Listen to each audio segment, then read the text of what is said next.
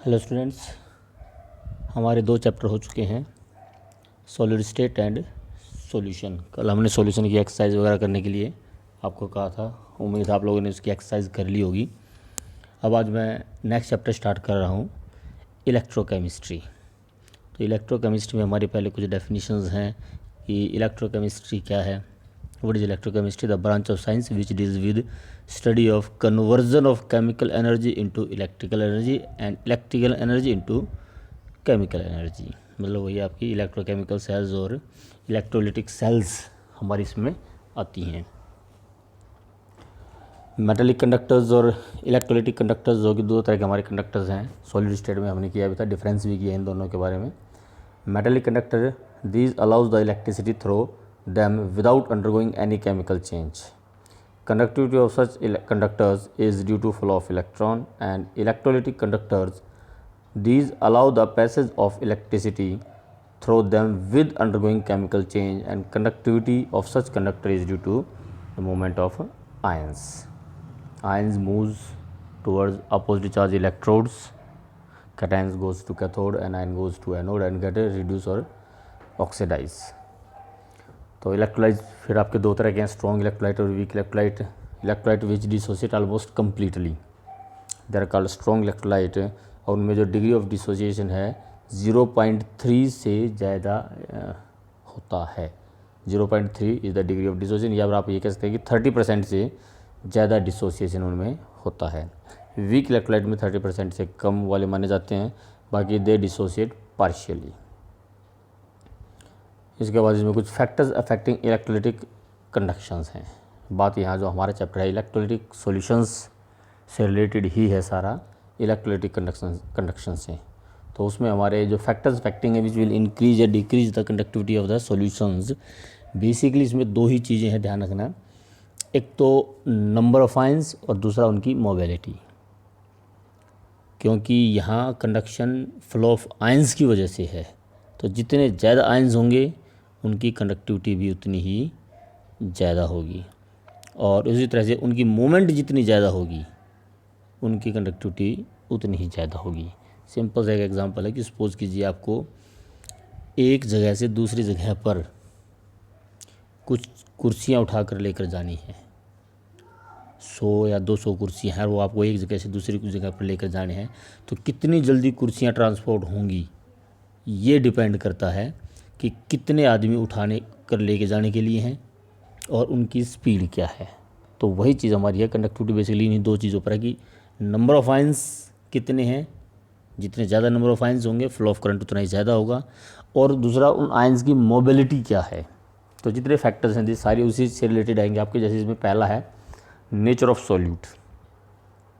If solute interactions are large, अगर solute particles के बीच में फोर्स ऑफ अट्रैक्शन काफ़ी ज़्यादा हैं, extent of dissociation will be less, तो उनका जो डिसोसिएशन है वो कम होगा।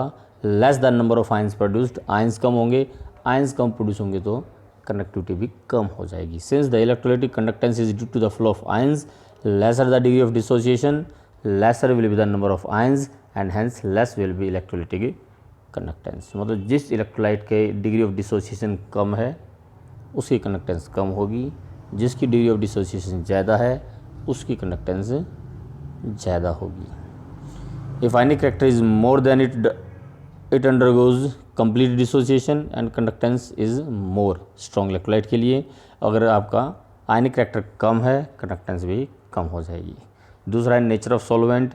If the solvent is polar one then ionization of electrolyte is maximum. अगर पोलर सॉल्वेंट है तो आयनाइजेशन ज़्यादा होता है, कंडक्टेंस भी ज़्यादा हो जाएगी। डाइल्यूशन, जितना ज़्यादा डाइल्यूट करोगे डिग्री ऑफ डिसोसिएशन उसमें भी इंक्रीज़ होता है। 11th में था आपका Ostwald dilution law, degree of dissociation is equal to √K/C। मतलब degree of dissociation is inversely proportional to the square root of concentration. Concentration जितनी ज़्यादा होगी डिग्री ऑफ डिसोसिएशन उतनी ही कम हो जाएगी, और डिग्री ऑफ डिसोसिएशन कम होगी तो कंडक्टिविटी कम होगी। तो कंसंट्रेशन ज़्यादा तो कंडक्टिविटी कम, या फिर ये कहिए कि डाइल्यूट आप जितना ज़्यादा करोगे अल्फ़ा की वैल्यू उतनी ही इंक्रीज़ होगी, कंडक्टिविटी इंक्रीज़ होगी। With dilution degree of dissociation increases, so conductivity increases. Dilute करने पर कंसंट्रेशन कम होती है, कंसंट्रेशन कम होने से कंडक्टिविटी बढ़ती है। और लास्ट है टेम्परेचर। अब टेम्परेचर से आयंस की मोबिलिटी इंक्रीज होगी, काइनेटिक एनर्जी इंक्रीज होने की वजह से मोबिलिटी इंक्रीज होगी, तो वहाँ पर भी कंडक्टेंस इंक्रीज ही होगा। तो degree of ionization increases with increase of temperature. This is due to the fact that at higher temperature molecular speed increases which overcome the force of attraction between the ions, so conductivity increase. इससे अलग दो factor और भी हो सकते हैं। एक viscosity है, विस्कोसिटी में मूवमेंट पार्टिकल्स की बहुत स्लो हो जाती है, क्योंकि फोर्स ऑफ अट्रैक्शन पार्टिकल्स के बीच में स्ट्रॉन्ग होगी, पार्टिकल मूव नहीं कर पाएंगे, तो वहाँ पर भी कंडक्टिविटी डिक्रीज होगी। जितनी ज़्यादा विस्कोसिटी, कंडक्टिविटी उतनी कम हो जाएगी। ऐसे एक सोल्वेशन इफेक्ट भी आता है, सोल्वेशन या फिर ये कहिए कि हाइड्रेशन। सोल्वेशन जितना ज़्यादा होगा that will hinder the movement of the particle ions की मूवमेंट को रोकेंगे और कंडक्टिविटी को डिक्रीज करेंगे। तो ये फैक्टर्स हैं which will effect the conductions, nature of solute, nature of solvent, dilution, temperature, और इससे अलग दो आप लिखना चाहो तो विस्कोसिटी एंड सॉल्वेशन। तो these are the factors affecting electrolytic conductions. अब इसके बाद इसमें हमारे आते हैं थोड़ा सा ये फिजिक्स वाला पोर्शन है आपका, रेजिस्टेंस और कंडक्टेंस। तो रेजिस्टेंस जैसा कि ओम्स लॉ में है आपका V = I × R, तो उसमें R आपका आता है रेजिस्टेंस। तो resistance it is the measure of obstruction offered by the solution for the flow of current. Solution के द्वारा करंट के फ्लो में जो ऑब्स्ट्रक्शन, जो रुकावट पैदा की जाती है, that is called resistance. It is denoted by R unit ohms. Physics में आपने सभी ने पढ़ाई होगा ये। Resistance is directly proportional to the length of the conductor and और solution and inversely proportional to the area of cross section. ये आपको मालूम ही होगा कि resistance is directly proportional to length, जितना लेंथ ज़्यादा होगा रेजिस्टेंस उतना ही बढ़ेगा, और एरिया ऑफ क्रॉस सेक्शन जितना ज़्यादा होगा उतना आपका रेजिस्टेंस कम होगा। थोड़ा सा इसमें हम नोट लेते हैं समझाने के लिए। वायर्स आपने देखी होंगी, जो वायर होती है, जितना हैवी अप्लायंस होता है उसकी वायर भी उतनी ही मोटी की जाती है। अगर ये आपकी कोई लेंथ है, सपोज कि ये आपकी कोई वायर है, तो जितनी ज़्यादा लेंथ होगी, ये लेंथ है, जितनी ज़्यादा लेंथ होगी उसका रेजिस्टेंस उतना ज़्यादा होगा, फ्लो ऑफ करंट उतना ही कम होगा। लेकिन जितना एरिया ऑफ क्रॉस सेक्शन जितना होगा, मतलब आप सिंपल भाषा में कहें तो मोटाई उसकी जितनी ज़्यादा होगी उसका रेजिस्टेंस उतना कम हो जाता है, करंट उसमें से ज़्यादा फ्लो होता है। और हैवी अप्लायंसेस के लिए आपको मालूम होगा मोटी तार ली जाती हैं। हीटर की आप लोगे तो उसकी तार मोटी होगी, बल्ब के लिए जो तार यूज़ की जाती है, वायर यूज़ की जाती है, वो पतली होती है, क्योंकि बल्ब के लिए करंट कम चाहिए तो रेजिस्टेंस बढ़ाया जाता है। लेकिन हीटर के लिए करंट का फ्लो ज़्यादा होना चाहिए, तो उसके लिए रेजिस्टेंस कम किया जाता है by increasing the area of cross section. तो ये आपका रेजिस्टेंस के बारे में है कि resistance is directly proportional to length and inversely proportional to area of cross section, या resistance is equal to rho into L by ए। अब यहाँ पर रो क्या हो गया आपका, दिस रो इज रेजिस्टिविटी या स्पेसिफिक रेजिस्टेंस या रेजिस्टिविटी इसको कहा जाता है, या rho is equal to R into a, इस तरफ आ जाएगा, डिवाइड बाई एल।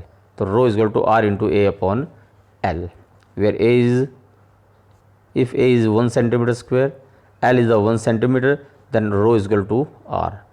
अगर एरिया आपका 1 सेंटीमीटर स्क्वायर हो और लेंथ भी 1 सेंटीमीटर हो तो R is equal to rho, या resistivity is equal to resistance. तो रेजिस्टिविटी की जो डेफिनेशन आप किया जाती है, रेजिस्टिविटी में भी defined as the resistivity is equal to resistance.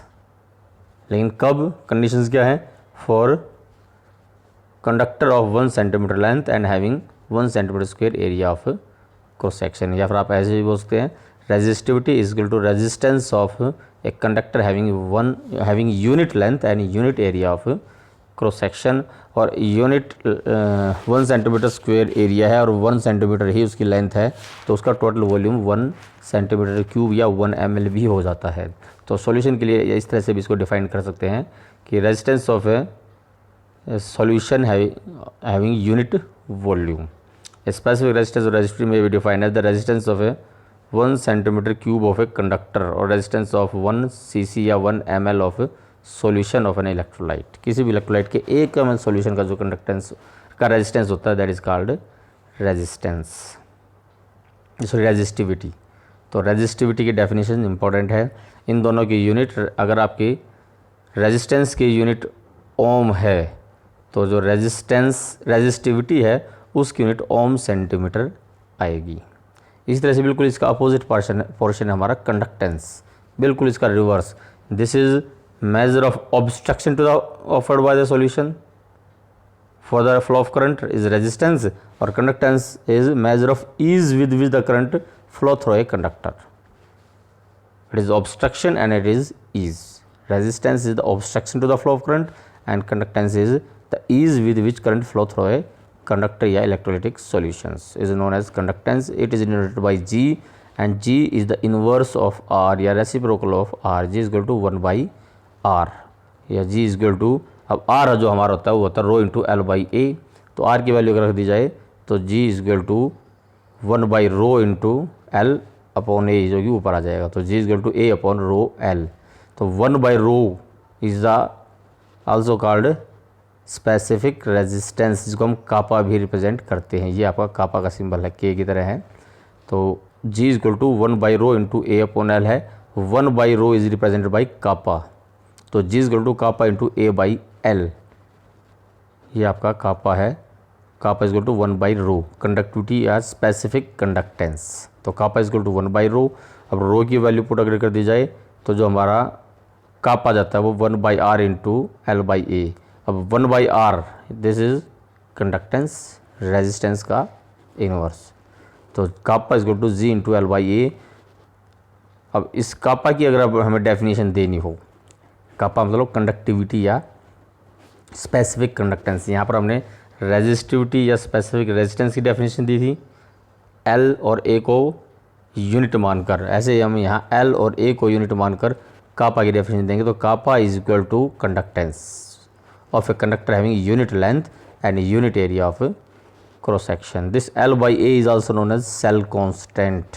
किसी भी एक पार्टिकुलर सेल के लिए उसकी लेंथ और area of cross section constant रहता है, इसलिए इसको सेल कांस्टेंट भी कहा जाता है एल बाई ए। तो conductivity is equal to conductance into cell constant, और where cell constant is L by A. तो if area is 1 centimetre square and length is 1 centimetre then kappa is equal to conductance. Hence conductivity may be defined as conductance of a conductor of 1 centimetre length and having 1 centimetre square area of cross section, या फिर इसको हम conductance of a conductor of 1 ml solution, इस तरह से भी इसको define कर सकते हैं। Specific conductance of conductor may also be defined as conductance of 1 centimetre cube of a solution, conductance of 1 ml of a solution of an electrolyte. तो ये हमारी रेजिस्टेंस और कंडक्टेंस दो चीज़ें हैं, दोनों बिल्कुल एक दूसरे के रिवर्स हैं। हमें बेसिकली जो याद रखना है इसमें इनके यूनिट्स और न्यूमेरिकल के लिए इक्वेशन, जैसे कि आर जो है rho into L by A हो गया, rho R into A by L हो गया। इसी तरह से G equal to kappa into A by L हो गया, और कापा जो हमारा G into L by A हो गया, या conductance into cell by constant, जबकि जी हमारा 1 बाई आर होता है और काप हमारा 1 बाई रो होती है। तो ये सारी कुछ इक्वेशंस हैं जो कि आपको बाद में न्यूमेरिकल में मिसलेनियसली यूज़ करनी पड़ सकती हैं। तो कंडक्टेंस और रेजिस्टेंस। अब इसके बाद इसके अंदर है सेल कांस्टेंट, जो अभी हमारा पिछले आया ही था कि ratio of length and area of cross section of a cell. The conductivity of solution is measured in a cell known as cell, a conductivity cell the conductivity of the solution is measured in a cell known as cell conductivity cell, and specific conductance is equal to conductance multiplied by cell constant। और इसमें cell constant क्या आपका cell constant में भी defined as the factor which when multiplied with observed conductance gives the specific conductivity, और वो आपका L by A के इक्वल ही होता है।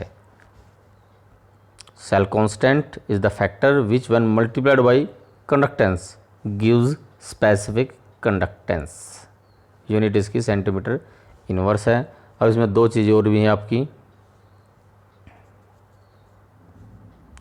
Molar conductance and equivalent conductance. तो पहले हम जरा मोलर कंडक्टेंस लेते हैं कि सपोज कीजिए आपने एक सॉल्यूशन में 1 मोल इलेक्ट्रोलाइट डिसोल्व कर दिया, कितना ही ml हो, 50 ml, 100 ml, 200 ml, इससे मतलब नहीं, हमें वॉल्यूम से मतलब नहीं है, हमने उसमें डिसोल्व कितना साल्ट किया है, इलेक्ट्रोलाइट उसमें कितना डिसोल्व किया है। 1 मोल इलेक्ट्रोलाइट डिसोल्व करने के बाद उस सॉल्यूशन की जो कंडक्टेंस आती है that is called molar conductance. अब वो 1 मोल इलेक्ट्रोलाइट सोडियम क्लोराइड है, सोडियम क्लोराइड का जो मॉलिक्यूलर मास होता है 23 प्लस 35.5 58.5 होता है। तो 58.5 gram is equal to 1 mole and when 58.5 gram of sodium chloride is dissolved in solution, the conductance of that solution is called molar conductance. अब वो कितने पानी में डिसॉल्व किया गया, 100 ml, 200 ml, कितने सॉल्यूशन में डिसॉल्व है, उससे कोई कंसर्न नहीं होता, इलेक्ट्रोलाइट 1 मोल होना चाहिए। तो ये इसकी जो डेफिनेशन है, conducting power of all the ions produced by dissolving 1 mole of electrolyte in solution. Conducting power of all the ions produced by dissolving 1 mole of electrolyte, 1 mole electrolyte dissolve करने के बाद जितने भी आयंस प्रोड्यूस होंगे उन सब की conducting power such that the whole of the solution is placed between the 2 parallel electrode in 1 centimetre apart from each other. तो this is the definition of molar conductance and molar conductance equal to lambda m is equal to kappa into volume, volume m, ध्यान रखिए volume m है मतलब containing 1 ml solution, 1 mole electrolyte. तो इसको आप 1000 by molarity भी लिख सकते हो, this is 1000 by molarity when volume is in ml। तो मोलैरिटी का जो हमारा मोलर कंडक्टेंस का जो फार्मूला है वो आपका ये भी आ जाता है, molar conductivity equal kappa into 1000 divide by molarity. बिल्कुल सेम इसी के अपोजिट है इक्विवेलेंट कंडक्टेंस, सिर्फ फ़र्क है वहाँ पर 1 मोल की बजाय 1 ग्राम इक्विवेलेंट से लिया जाता है। ये आपकी इक्विवेलेंट कंडक्टेंस है। Conducting power of all the ions produced by dissolving 1 gram equivalent of electrolyte, यहाँ पर था produced by 1 mole of electrolyte और यहाँ है produced by dissolving 1 gram equivalent of electrolyte in solution such that the whole of the solution is placed between 2 parallel electrodes 1 centimetre apart from each other. तो ये आपका molar conductance और equivalent conductance आ जाते हैं कि अगर हमने एक सॉल्यूशन में 1 मोल इलेक्ट्रोलाइट अगर लिया है, उनके डिसॉल्व करने से सपोज कीजिए हमारे पास सॉल्यूशन है या कोई सेल है, सेल में ये 2 इलेक्ट्रोड्स हैं, इलेक्ट्रोड एक ये है और एक ये है जो कि 1 सेंटीमीटर अपार्ट है एक दूसरे से, the distance between them is 1 centimetre. The conducting power of all the ions produced by dissolving 1 mole of electrolyte, अगर इसमें 1 मोल इलेक्ट्रोलाइट डिसॉल्व कर दिया जाए उसमें जो इनकी कंडक्टिंग पावर होगी that is called molar conductance, और अगर इसके अंदर 1 ग्राम इक्विवेलेंट डिसॉल्व कर दिया जाए तब उसकी जो कंडक्टेंस होगी वो इक्विवेलेंट कंडक्टेंस कहलाती है। और कंडीशन यही है कि all the ions are present between the 2 electrode, जितने भी आयन हैं इन दोनों इलेक्ट्रोड्स के बीच में प्रेजेंट हों, which are 1 centimetre apart from each other. तो ये 2 डेफिनेशंस ये हैं। रही बात दोनों के फार्मूले की, फार्मूला जो दोनों का सेम है, बस फ़र्क इतना है एक में मोलैरिटी है तो दूसरे में नॉर्मेलिटी है। Molar conductance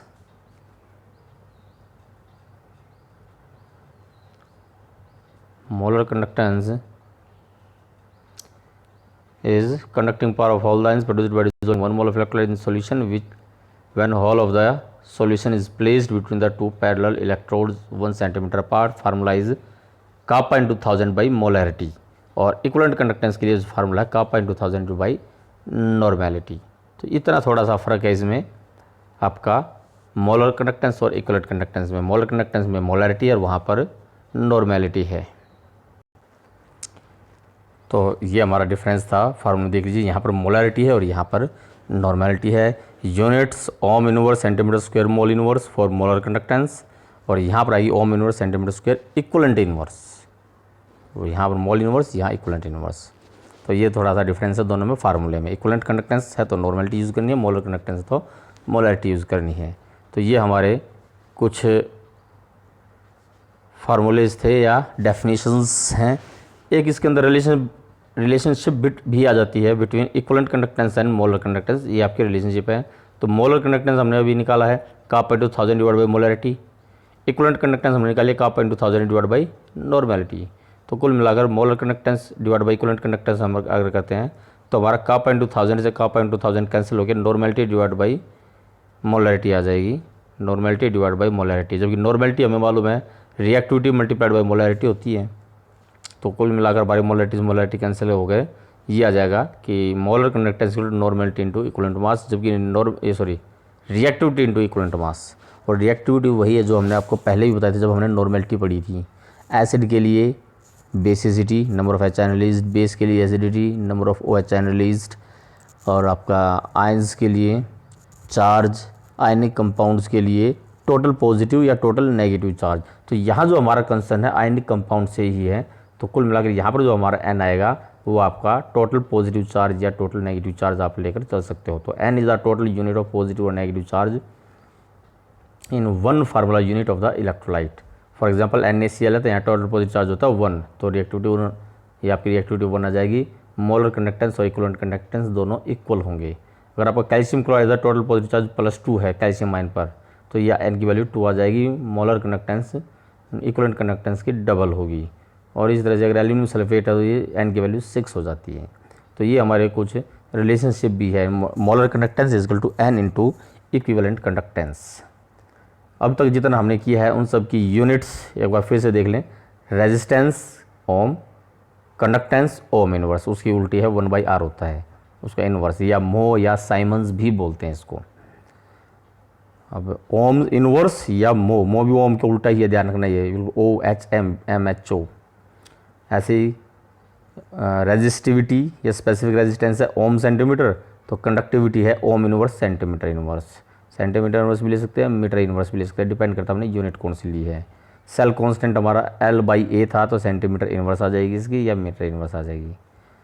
equivalent conductance ohm inverse centimetre square per equivalents. Molar conductance ohm inverse centimetre square per mole. अब इसमें सेंटीमीटर भी स्क्वायर भी ले सकते हैं, मीटर स्क्वायर भी ले सकते हैं। ध्यान रखना ये चीज़, ये आपकी यूनिट है जो अभी तक हमने ली है। अब इसके बाद इसमें नेक्स्ट जो है आपका, इन जितनी भी इक्वेशंस हैं इन सब पे न्यूमेरिकल्स हैं जो अब तक हमने न्यूमेरिकल यहाँ पर की है। मोलर कंडक्टेंस मोस्टली तो ये आपकी मोलर कंडक्टेंस क्या है और इक्विवेलेंट कंडक्टेंस क्या है, इन पर न्यूमेरिकल्स हैं। उसमें फिर आपकी कापा कैसे निकालते हैं और या रेजिस्टिविटी कैसे निकालते हैं वो चीज़ें R=ρ×L/A है, या कापा G×L/A है, conductance into cell constant L/A। तो ये सारी चीज़ें इन्वॉल्व करके ये 2 न्यूमेरिकल्स हैं, सोल्ड हैं इसमें। तो इनको ज़रा देख लेते हैं कैसे हैं। लगभग आपके इसी तरह के न्यूमेरिकल्स आते हैं। A 10 सेंटीमीटर long column of diameter 2 centimetre filled with 0.1 m barium nitrate solution. When the potential difference of 50 volume is applied across the column, the current of 0.5 ampere flows through the solution. Calculate the conductivity, molar conductivity and equivalent conductivity of solution. Molar conductivity भी निकालनी है, equivalent conductivity भी निकालनी है। अब इसमें यहाँ जो आप न्यूमेरिकल करते हैं ध्यान रखना, ये इनमें आपको क्या करना है, मोस्टली थोड़ा सा उल्टा लेकर चलना है। जैसे कि इस न्यूमेरिकल में देखिए हमें क्या निकालना है, अभी मोलर कंडक्टिविटी और इक्विवेलेंट कंडक्टिविटी निकालनी है। तो मोलर कंडक्टिविटी का फार्मूला होता है हमारा कापा इंटू 1000 डिवाइड बाई मोलैरिटी, और इक्विवेलेंट कंडक्टेंस का होता है kappa into 1000 divide by normality. एक तो इसमें कुल मिलाकर हमें कापा चाहिए और मोलैरिटी चाहिए। तो कापा और मोलैरिटी कैसे निकलेंगी पहले वो देखिए ज़रा। इसको हटाइए, हम वहीं से करते हैं। कापा और मोलैरिटी हमारी कैसे निकलेगी, तो कापा निकालने के लिए हमें चाहिए G×L/A, लेंथ और एरिया ऑफ क्रॉस सेक्शन। अब लेंथ देखिए यहाँ पर 10 सेंटीमीटर long column of diameter 2 centimetre square, diameter दे रखी है, एरिया निकाल सकते हैं πr² से। लेंथ दे रखी है, वो दोनों इलेक्ट्रोड्स के बीच का डिस्टेंस हो गया 10 सेंटीमीटर। तो लेंथ और ये आ गई आपकी L/A, रह गया G कंडक्टेंस। कंडक्टेंस होता है हमारा 1/R, 1/R होता है। अब R हमें कैसे निकालेंगे? अब R के लिए हमारे पास एक फार्मूला है, R is equal to V/I, V is equal to I into R। ये हमारा ओम्स लॉ है। इसमें पोटेंशियल डिफरेंस भी दे रखा है हमें 50 वोल्ट और I भी दे रखा है करंट 0.5 एम्पियर। तो 50 डिवाइड बाई 0.5, R की वैल्यू आ गई 100। तो 1/100 इंटू L आपका 10 दे रखा है और ये एरिया हमने πr² से निकाल लिया। तो कुल मिलाकर हमारे पास कापा आ गई। अब कापा आ गई तो कापा इंटू 1000 डिवाइड मोलैरिटी हमें 0.1 m दे रखी है। अब रह गई बात नॉर्मेलिटी की। जब हम नॉर्मेलिटी ये निकालेंगे इक्विवेलेंट कंडक्टेंस, तो नॉर्मेलिटी और मोलैरिटी के रिलेशनशिप अभी बताई थी हमने कि molar conductance is equal to N into equivalent conductance. या फिर यहाँ पर फार्मूले में हम मोलैरिटी बजाय नॉर्मेलिटी लेंगे तो नॉर्मेलिटी के लिए फिर वही चीज़ आएगी आपकी, जो नॉर्मेलिटी है वो रिएक्टिविटी इंटू मोलैरिटी होती है। रिएक्टिविटी यहाँ पर देख लीजिए आपकी बैरियम पर +2 चार्ज है, तो जो नॉर्मेलिटी है मोलैरिटी की डबल हो जाएगी, 0.2 आ जाएगी। तो हमने ये है 0.1 m बैरियम नाइट्रेट है, नॉर्मेलिटी 0.2 n हो जाएगी। तो कापा इंटू 1000 डिवाइड बाई नॉर्मेलिटी से आप इक्विवेलेंट कंडक्टेंस और कापा इंटू 1000 डिवाइड बाई मोलैरिटी से आप मोलर कंडक्टेंस। और कापा हमने निकाली G into L/A, L given है, A πr² से निकाला, R गिवन है, डायमीटर है, इसकी रेडियस 1 सेंटीमीटर हो जाएगी। ये रेडियस है, ध्यान रखना यहाँ पर 2 सेंटीमीटर डायमीटर दे रखी है, लेकिन ये रेडियस हमने लेनी है πr²। तो 3.14 सेंटीमीटर स्क्वायर इसका एरिया ऑफ क्रॉस सेक्शन आ गया। तो ये न्यूमेरिकल है। और एक इसमें न्यूमेरिकल दूसरी तरह का जो है मोस्टली इंपॉर्टेंट न्यूमेरिकल आते हैं, वो इस तरह का है। ये आपका क्या है न्यूमेरिकल, देखिए ज़रा। A resistance of conductivity cell when filled with 0.02 m KCl solution is 164। जब KCl उस सेल के अंदर डाला जाता है, अब सेल वही है, ध्यान रखना, एक सेल है, उसके अंदर KCl सॉल्यूशन डाला, 0.02 m उसकी कंसनट्रेशन थी। उस समय रेजिस्टेंस 164 ओम्स था at 298 kelvin temperature. When it is filled with 0.05 m silver nitrate, उसी सेल में से KCl की बजाय अगर सिल्वर नाइट्रेट डाल देते हैं, its resistance is found to be 78.5 ohms. अब उसका रेजिस्टेंस 78.5 ओम्स हो जाता है। तो if the conductivity of 0.02 m KCl is, अब कंडक्टिविटी दे रखी है 2.768 into 10⁻³ ohm inverse centimetre inverse. ये ध्यान रखना, ओम इनवर्स सेंटीमीटर इनवर्स, वैसे तो क्वेश्चन में लिखा हुआ है कंडक्टिविटी, लेकिन फिर भी आपको यूनिट देख लेनी है। ओम इनवर्स सेंटीमीटर इनवर्स हमारी कापा की यूनिट होती है। तो इसका मतलब ये जो वैल्यू हमारी कापा है, KCl के लिए कापा दे रखी है, तो हमें करना है सिल्वर नाइट्रेट के लिए कापा निकालनी है, 0.05 m कंसनट्रेशन उसकी, और मोलर कंडक्टिविटी निकालनी है सिल्वर नाइट्रेट की।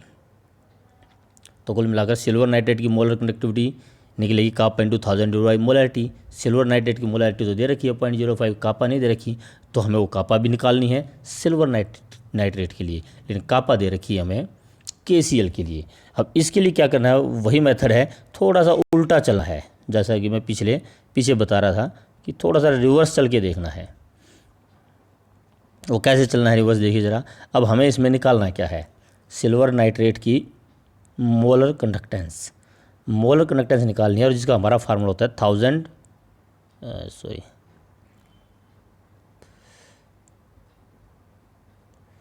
जिसका हमारा फार्मूला होता है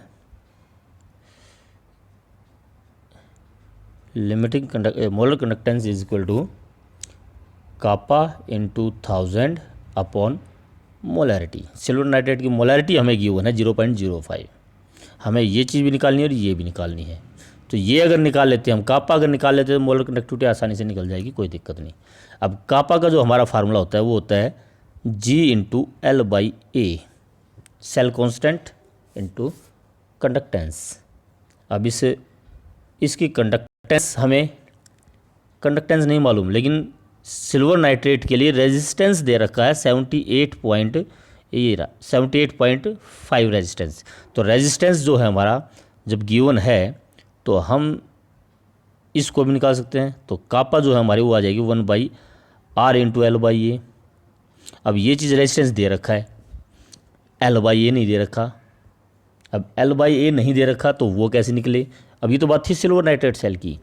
ज़रा इससे पहले दे रखी है पोटेशियम क्लोराइड सेल, इसी सेल में पोटेशियम क्लोराइड डाला है, उसमें हमें दे रखी है molar conductance equal to silver, इसके लिए हमारा सॉरी इसके लिए हमें कापा दे रखी है।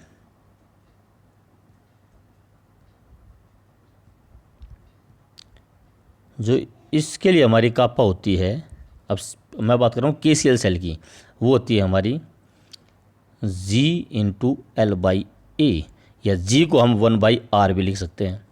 अब KCl के लिए हमें R भी दे रखा है, कापा भी दे रखा है, मतलब L/A जो है वो हो जाएगी कापा इंटू R। तो L/A KCl के लिए निकल गया हमारा। अब क्योंकि हमने KCl निकाल कर उसके अंदर सिल्वर नाइट्रेट डाल दी, सेल तो वही है, सेल वही है, तो जो KCl के लिए सेल कांस्टेंट है वही सेल कांस्टेंट इसके लिए भी यूज़ होगा। तो कुल मिलाकर हम पहले क्या करेंगे, KCl सॉल्यूशन के लिए हमारे पास कापा गिवन है, रेजिस्टेंस गिवन है, हम L/A निकालेंगे KCl के लिए। यही KCl हम पुट करेंगे, फिर L/A पुट करेंगे सिल्वर नाइट्रेट के लिए, इसी को हम सिल्वर नाइट्रेट के लिए यूज़ करेंगे। R हमें वहाँ पर गिवन है, कापा निकल जाएगा जी, एक आंसर आ गया। उसके बाद नेक्स्ट हम कापा आने के बाद फिर हम उसकी वैल्यू पुट करेंगे मोलर कंडक्टेंस निकालने के लिए, मोलैरिटी हमें गिवन है। तो ये थोड़ा सा रिवर्स सोचना है कि हमें लास्ट में हमें निकालना है मोलर कंडक्टेंस, और मोलर कंडक्टेंस कैसे निकलेगी, कापा इंटू 1000/m। कापा कैसे निकलेगी, मोलैरिटी गिवन है, कापा नहीं गिवन, कापा निकलेगी G/L/A से। G 1/R होता है, R हमें गिवन है, R हमें गिवन है, L/A गिवन नहीं है। L/A निकालने के लिए हम KCl पर जाएंगे, क्योंकि सेल वही है, सॉल्यूशन चेंज किया, सेल वही है, सेल वही है, तो उसके इलेक्ट्रोड का एरिया ऑफ क्रॉस सेक्शन भी वही रहेगा, इलेक्ट्रोड के बीच में डिस्टेंस भी वही रहेगा, तो सेल कांस्टेंट उस सेल का सेम रहना है।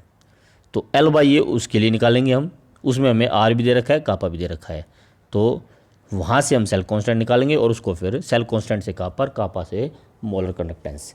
तो ये वाले जो न्यूमेरिकल है हमारा इस तरह से सॉल्व होंगे, ध्यान रखना। जैसे कि इसमें दिया हुआ है, पहले हमने सेल कांस्टेंट निकाला 0.km KCl सॉल्यूशन के लिए, R इंटू कंडक्टिविटी, ये हमारा सेल कांस्टेंट आ गया। सेल कांस्टेंट से हम कापा निकालेंगे सिल्वर नाइट्रेट के लिए, और कापा से फिर हम मोलर कंडक्टेंस निकालेंगे सिल्वर नाइट्रेट के लिए। तो इस तरह के न्यूमेरिकल इस पर आते हैं। इक्वेशंस याद रखो कि molar conductance kappa into 1000 divide by molarity, equivalent conductance kappa into 1000 divide by normality, और kappa conductance into cell constant L/A, और रेजिस्टेंस और रेजिस्टिविटी, रेजिस्टेंस जो हमारा होता है रेजिस्टिव इंटू L/A होता है, या कंडक्टेंस है 1/R होता है। ये चीज़ हमें ध्यान रखनी है, और इनके न्यूमेरिकल यहाँ तक आज ट्राई कर लो। उसके बाद नेक्स्ट इसके अंदर आता है effect of dilution on the conductance and conductivity, वो हम नेक्स्ट वीडियो में लेंगे। Thank you.